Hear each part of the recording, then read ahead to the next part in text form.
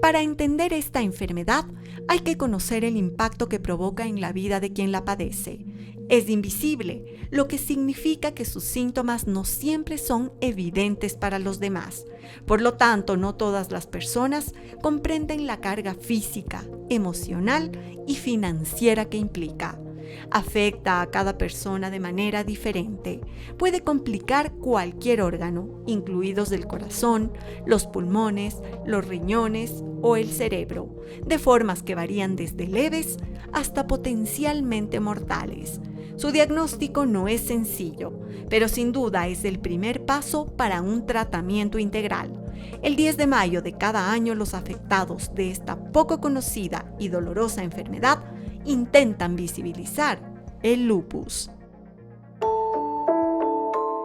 El hecho de que uno tenga lupus no significa que tiene que estar aparte de las personas, o no, él tiene lupus, no puede, vámonos para acá. Es irónico porque mi enfermedad es rara, es catastrófica y no es visible. Manchas, cansancio extremo, baja de peso, dolores, me hicieron dar cuenta que esto era real. Y dije, no me da la gana de dejarme vencer. No es fácil hablar sobre lupus. No es fácil porque hay muchas cosas que no sabemos de esta enfermedad. Se ignora su causa, su cura, y es difícil de diagnosticar. ¿Y qué es lo que pasa cuando no sabemos lo suficiente? Pues que empiezan los mitos, la discriminación, el miedo. Los diagnósticos se retrasan y eso puede ser fatal. Estamos hoy aquí para repasar lo que sí sabemos y hacer visible lo invisible, al lupus eritematoso sistémico. El lupus es una enfermedad autoinmune. ¿Qué significa eso? Que está producida por anticuerpos. Los anticuerpos son las defensas, los soldados que tenemos en el organismo que están para defendernos. Sin embargo, en estas enfermedades autoinmunes, una porción de estos soldados se rebela y en vez de defendernos nos comienzan a atacar a nuestro propio cuerpo. En el lupus, dentro de estas enfermedades autoinmunes, son de las más graves porque puede afectar cualquier órgano, desde ojos, pulmones, corazón, hígado, riñón. No hay un paciente de lupus igual a otro, pues afecta de diferente manera a cada persona y con diferentes síntomas. Los síntomas del lupus eritematoso sistémico son muy variados. Cualquier órgano del sistema puede estar comprometido. Los más frecuentes son dolor articular, erupciones en la piel, erupciones rojas principalmente, en áreas donde nos llega la luz del sol, es decir, áreas fotosensibles.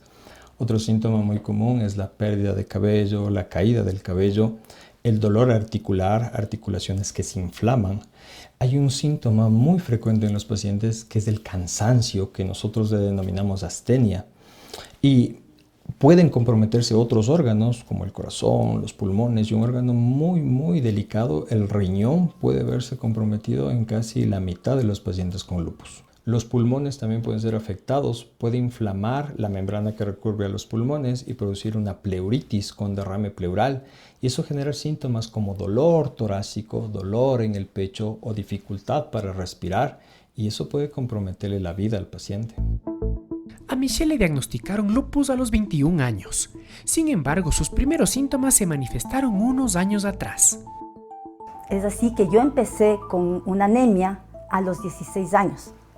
Después, a los 19 años, yo comencé ya con las manchas en la cara, que son las alas de mariposa características del lupus. Después, casi al mismo tiempo, fueron los dolores articulares, todo con un tratamiento, pero los dolores articulares no pasaban.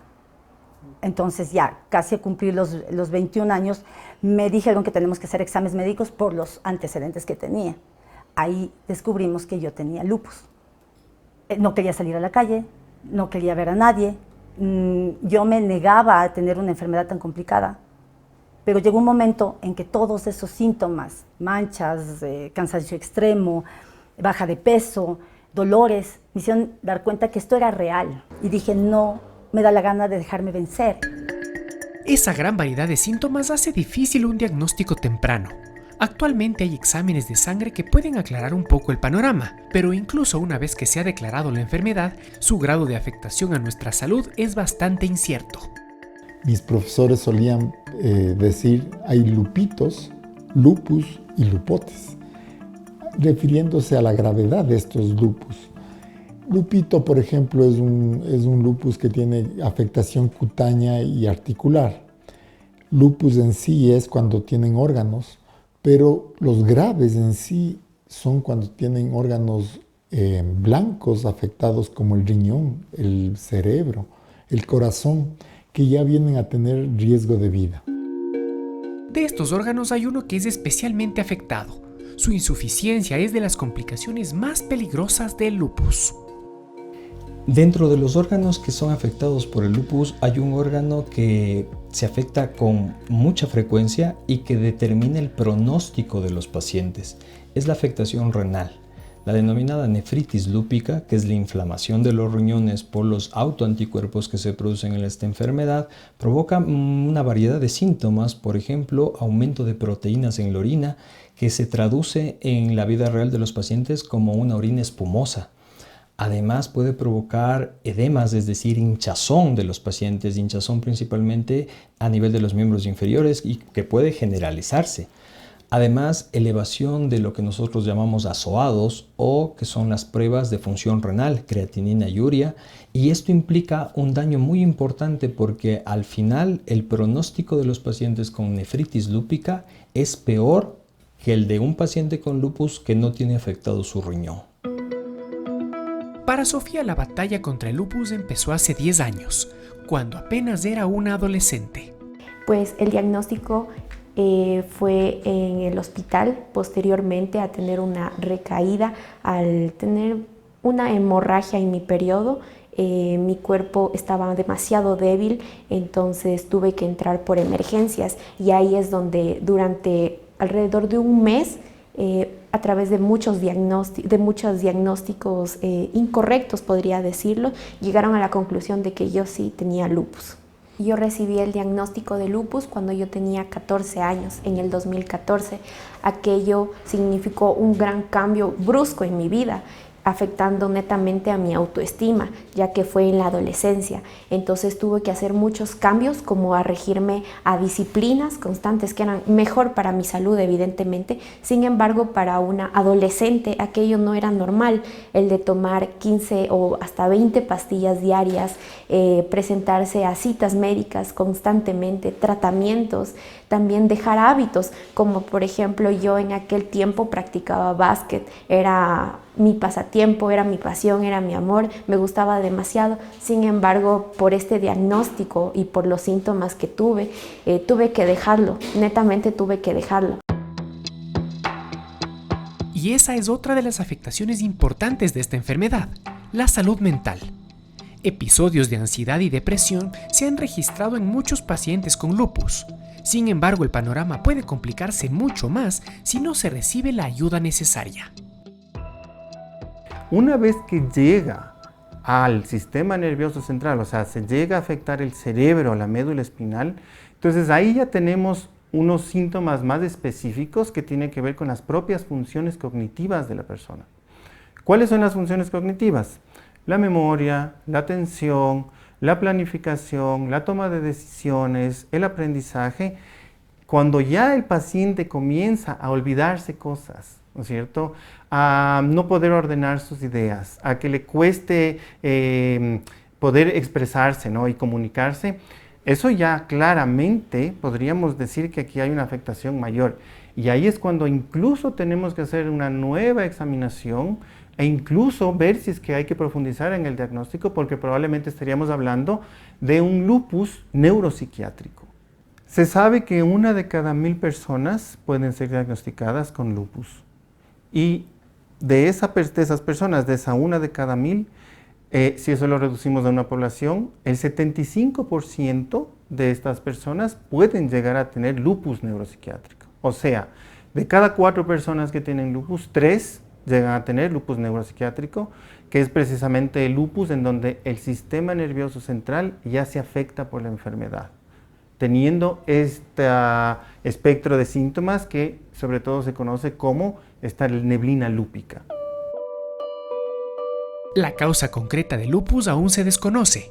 Sin embargo, lo que sí sabemos es que hay personas más propensas a la enfermedad que otras. Los posibles factores de riesgo son la edad joven y el ser mujer. Entre 15, 45 años, 50 años es en donde más se ven los casos.